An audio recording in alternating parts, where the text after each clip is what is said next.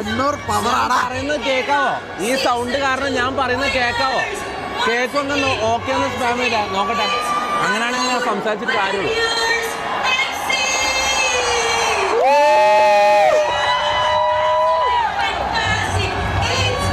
Chat മൊത്തം കണ്ണൂരാടാ power. കുറെ ആള് ബോംബ ഇടുന്നത്. ചാറ്റ് മൊത്തം ബോംബ് സ്പാം ചെയ്യുന്നത് എന്താടാ?